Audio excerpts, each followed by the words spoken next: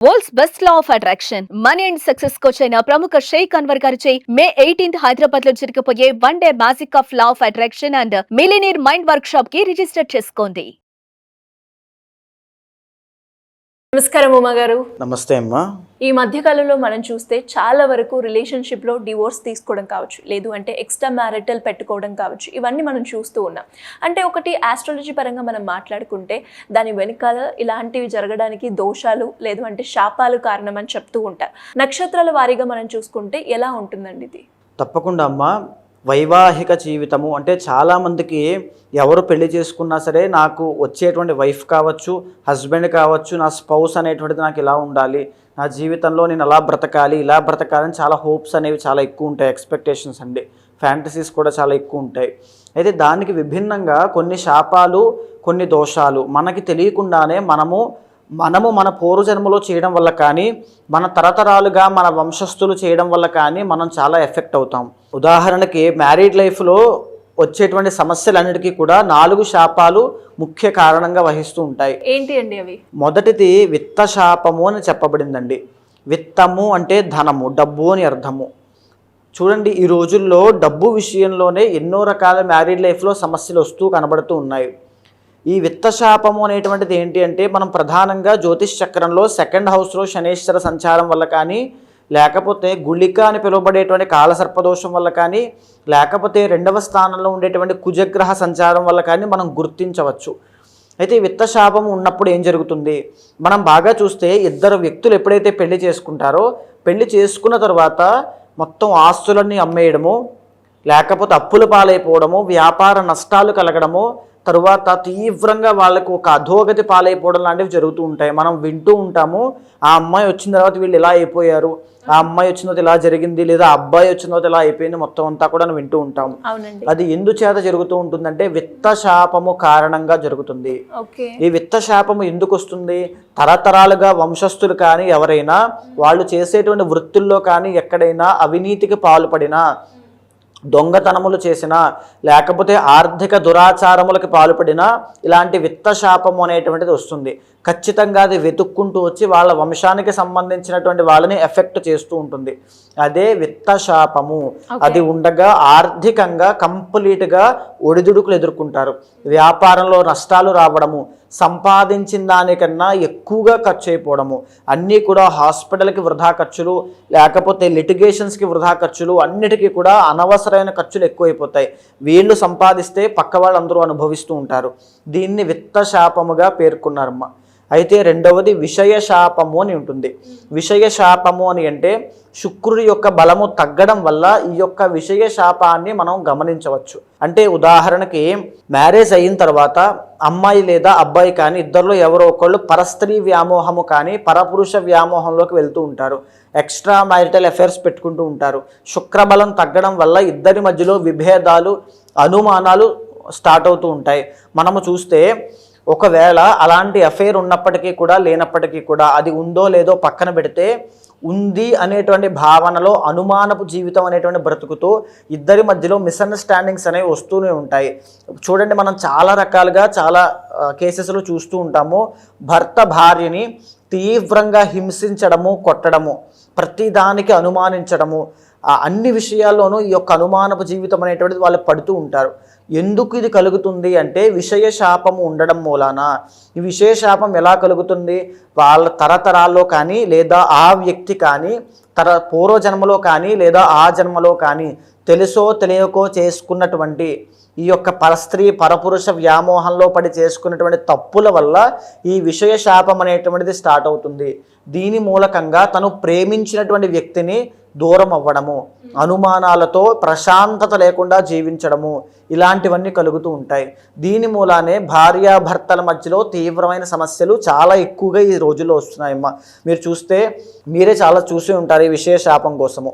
అయితే మూడవది వంశశాపము అని చెప్పబడింది. వంశము అంటే ఉదాహరణకి మనము పెళ్లి చేసుకోవడానికి కారణం ఏమిటి అని అంటే సత్సంతానము కలగడం కోసము, వంశాభివృద్ధి కలగడం కోసం, వంశోద్ధారకుడు పుట్టడం కోసం మనం వివాహం చేసుకుంటున్నాము.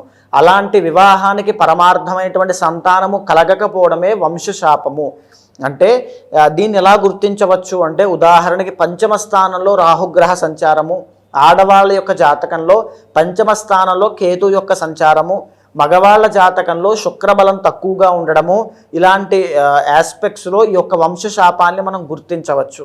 కొన్ని కేసెస్లో కుజదోషం వల్ల కూడా ఈ వంశశాపాన్ని మనం గుర్తించవచ్చు. దీని మూలకంగా ఎంత కష్టపడినా అంటే వంశోద్ధారకుడు జన్మించడం అనేటువంటిది జరగదు, సత్సంతానము కలగదు. కొంతమందికి సంతానం కలిగిన తర్వాత కూడా వాళ్ళకి అవయవ లోపము ఉండడం కానీ, అంటే బాల అరిష్ట గండములతో జన్మించడము, 8 సంవత్సరాల లోపు చనిపోవడము, తీవ్రమైన అనారోగ్య సమస్యలు, అంటే ఒక రకమైనటువంటి మాటలు సరిగ్గా రాకపోవడము, ఇవన్నీ కూడా వంశశాపం ఉండడం మూలాన కలుగుతూ ఉంటాయి. చాలామందికి చూస్తే కనుక కాలసర్పదోషం ఉన్న వాళ్ళకి లేదా పితృశాపం ఉన్న వాళ్ళకి దీన్ని కూడా వంశశాపంలోకే వస్తుంది.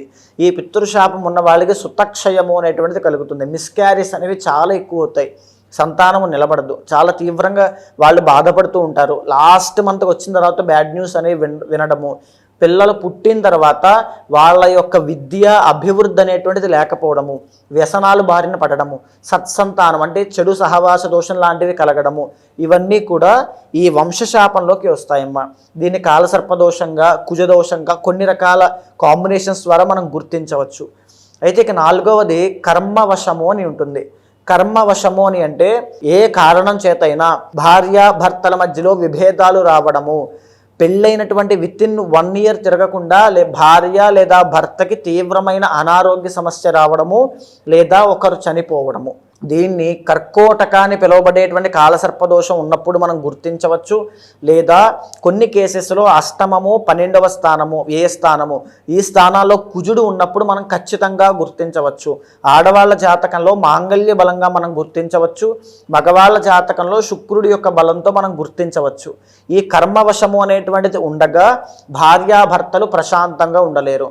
ఎయిదర్ అది యాక్సిడెంట్స్ వల్ల కానీ, లేకపోతే ఏ ప్రమాదం వల్ల కానీ, ఆరోగ్య సమస్యల వల్ల కానీ వీళ్ళిద్దరూ డైవర్సులు అవ్వడము, గొడవలు, పెద్ద మనుషులు, తగాదాలు, తర్వాత చెప్పాలి అంటే నిందలు వేసుకోవడం, ఒకరికొకరు ఇగో ప్రాబ్లమ్స్, నువ్వా నేనా అనేటువంటి ఒక భావన, ఇవన్నీ కూడా కర్మవశం వల్ల కలుగుతూ ఉంటాయి. అంటే వాళ్ళు ఎక్స్పెక్ట్ చేసినటువంటిది వేరు, నా భార్యతో నేను ఇలా ఉండాలి అనేటువంటి భావన ఒకలా ఉంటే వాళ్ళకు వచ్చినటువంటి జీవితం వేరేగా ఉంటుంది. ఇదే కర్మవశము. ఈ కర్మవశం కూడా చాలామంది, కొంతమంది కర్మవశం ఉన్నప్పటికీ కూడా విడిపోకుండా ఈ ఒడిదుడుకులు ఎదుర్కొంటూనే కష్టపడుతూ హింసతో కూడిన జీవితాన్ని అనుభవిస్తూ ఉంటారు ఆడవాళ్ళు. సో ఈ 4 శాపాలు ముఖ్యంగా మ్యారీడ్ లైఫ్లో ఇబ్బందులకి కారణం అవుతాయమ్మా. ఉమాగారు, మరి రోహిణి నక్షత్రం వారికి మనం చూసుకుంటే మ్యారిటల్ పరంగా వాళ్ళు ఏ దోషపరంగా ప్రాబ్లమ్స్ని ఫేస్ చేయడం జరుగుతుందంటారు? తప్పకుండా అమ్మ. ఈ యొక్క రోహిణి నక్షత్రము అంటే జనరల్గానే చంద్రుడు ఉచ్చస్థితి పట్టేటువంటి వృషభ రాశిలో సంచారం చేసేటువంటి నక్షత్రము. వీళ్ళకి ఏ తప్పు చేసినా చేయకపోయినా ఒక రకమైనటువంటి, అంటే మనం జనరల్గా చూస్తూ ఉంటాం, అబ్బాయి అయినా అమ్మాయి అయినా వీళ్ళు కొంచెం అట్రాక్టివ్గా ఉంటారు. మాట్లాడేటువంటి విధానం కానీ, వాళ్ళ యొక్క హావభావాలు కానీ, బిహేవియర్ కానీ, వాళ్ళ శరీరాకృతి కానీ అన్నీ అట్రాక్టివ్గా ఉంటాయి, ఎవరైనా మెన్ అయినా ఉమెన్ అయినా. సో దాని మూలకంగా వీళ్ళు ఖచ్చితంగా ఏదో ఉంది, పరపురుష పరస్త్రీ వ్యామోహాలు ఏమో ఉన్నాయి అనేటువంటి భావనతో లైఫ్లో డిస్టర్బెన్సెస్ కొన్ని తెచ్చుకుంటారండి వీళ్ళు. దీనికి కారణము విషయ శాపము అనేటువంటిది. సో ఐదర్ రోహిణి నక్షత్రంలో జన్మించినటువంటి స్త్రీలు వాళ్ళు ఏ తప్పు చేయకపోయినా అనుమానం అనేటువంటి దాంతో బాధపడుతూ ఉంటారు. ఇది కారణము ఇందాక నేను చెప్పినట్టుగా తరతరాల నుంచి వచ్చినటువంటి కర్మ, అండ్ వీళ్ళు తెలుసో తెలియకో చేసుకున్నటువంటి కర్మ, ఈ విషయ శాపము. తరువాత వృత్తిరీత్యా ఎప్పుడైతే భార్య లేదా భర్త వృత్తిరీత్యా దూరం అవుతారండి, అంటే కొద్దిగా వాళ్ళకి ఆ దూరం అనేటువంటిది పెరగడము, తద్వారా మిస్అండర్స్టాండింగ్స్ పెరగడము, మనము ఈరోజు లాంగ్ డిస్టెన్స్ రిలేషన్షిప్స్ అంటూ ఉంటాము, ఆ రకంగా వీళ్ళకి విభేదాలు స్టార్ట్ అవ్వడము, లేకపోతే మధ్యలోకి అత్తగారి యొక్క ప్రమేయం కానీ మూడో వ్యక్తి యొక్క ఇన్ఫ్లుయెన్స్ వల్ల వీళ్ళకి ఇబ్బందులు చేకూరుతూ ఉంటాయి. ఇది కర్మవశం వల్ల కలుగుతూ ఉంటుంది. ఈ రోహిణి నక్షత్రం వాళ్ళు బాగా వీళ్ళ యొక్క మ్యారీడ్ లైఫ్లో ఏ ఇబ్బంది లేకుండా ఉండాలి అంటే ఇద్దరి మధ్యలోకి ఏ మూడో వ్యక్తి ఎంటర్ అవ్వకూడదు. బాగా గుర్తుపెట్టుకోండి, అది వాళ్ళకి ఎవ్వరు ఎంటర్ అయినా సరే వీళ్ళ మధ్యలోకి చిచ్చు పెట్టినట్టే. బికాజ్ రోహిణీ నక్షత్రం వాళ్ళు ఏ తప్పు చేయకపోయినా అందరితోనూ ఫ్రెండ్లీగా ఉండేటువంటి నేచర్ వాళ్ళది. బికాజ్ చంద్రుడు ఆధిపత్యం వహిస్తుంటారు కాబట్టి సహాయ గుణము, ఎమోషనల్, సెన్సిటివ్గా ఫ్యామిలీ రిలేషన్స్కి చాలా రెస్పెక్ట్ ఇస్తూ వాళ్ళు ఉంటారు. దాన్ని తప్పుదో పట్టిస్తూ వాళ్ళకి ఒక రకమైనటువంటి క్యారెక్టర్ అసాసినేట్ చేసేటువంటి అవకాశాలు ఎక్కువగా ఉంటాయి. దీని నుంచి తొలగించుకోవాలి అంటే విషయ శాపాన్ని, తరువాత ఈ యొక్క కర్మవశాన్ని తొలగించుకోవడం కోసం పర్సనల్ చార్ట్ చూసిన తర్వాత సప్తమాధిపతిని, ద్వితీయాధిపతిని, లాభాధిపతిని, నవాంశ చక్రాన్ని గమనించి ఒకవేళ కాలసర్పదోషము ఉన్నట్లయితే సంతానానికి ఇబ్బంది కూడా కలుగుతుంది వీళ్ళకి. అలాంటి ఇబ్బందులు లేకుండా కుజదోషాన్ని కూడా తొలగించి ఇవన్నీ కూడా పెళ్లికి ముందు చేయాల్సినటువంటి పరిహారములమ్మ. ఒకవేళ మీరు తెలియక చేసుకున్న తర్వాత ఇప్పుడు బాధపడుతూ ఉంటే ఖచ్చితంగా దానికి నివారణ వెంటనే ఆచరించుకోండి. పర్సనల్ చార్ట్ చూసిన తర్వాత ఇమీడియట్గా మీకు ఉన్నటువంటి మ్యారీడ్ లైఫ్లో ఇబ్బందులన్నీ కూడా తొలగిపోతాయి. ఎవరికైనా కూడా పర్సనల్గా మీరు అన్నట్టుగానే వాళ్ళ యొక్క పర్సనల్ చార్ట్ ప్రకారంగా మా రిలేషన్షిప్లో ఇలాంటి గొడవలు ఉన్నాయి, లేదు అంటే మేము ఫైనాన్షియల్గా చాలా ఇబ్బందులు ఫేస్ చేస్తున్నాం, సో వీటికి మేము రెమెడీ ఆస్ట్రాలజీ పరంగా చేసుకోవాలి అన్నప్పుడు ఏ విధంగా మిమ్మల్ని అప్రోచ్ అయ్యే ఛాన్స్ ఉందంటారు? తప్పకుండా అమ్మ. అంటే ఒక్కొక్కళ్ళకి ఒక్కొక్క విధంగా, ఉదాహరణకి పర్సనల్ చార్ట్లో కొంతమందికి అష్టమ స్థానంలో కుజుడు ఉన్నప్పుడు హెల్త్ ఇష్యూస్ అనేటువంటి తీవ్రం అవుతాయి. పెళ్ళైనటువంటి సంవత్సరం తిరగకుండానే కోర్టు సమస్యలు ఇరుక్కుంటారు డైవర్స్ కోసం అప్లై చేసి. అలాంటిది పర్సనల్ చార్ట్ ద్వారా ఏ దశ అంతర్దశలు నడుస్తున్నాయో చూసి గమనించిన తర్వాత ఇంట్లో చేసుకునేటువంటి పరిహారం సరిపోయేటువంటి జాతకాలు కొన్ని ఉంటాయి. మంత్రజపం చేస్తే తగ్గిపోయేటువంటి దోషాలు కొన్ని ఉంటాయి. హోమములు చేస్తే తగ్గిపోయేటువంటి జాతకాలు కొన్ని ఉంటాయి. యాగములు చేస్తే ఆ లవ్ ప్రాబ్లమ్ సెటరేట్ అవుతుంది, ఇష్టమైనటువంటి వ్యక్తి ఆ భర్త దగ్గర పడతాడు అనేటువంటివి కొన్ని ఉంటాయి. అలా పర్సనల్ చార్ట్ ద్వారా చూసిన తర్వాత ఖచ్చితంగా ఆ నిర్దిష్టమైన పరిహారాన్ని ఆచరిస్తే శీఘ్రమే ఇమీడియట్ రిజల్ట్స్ అనేటువంటివి కనబడతాయమ్మా. థ్యాంక్ యూ అండి, థ్యాంక్ యూ సో మచ్. నమస్తే అమ్మా.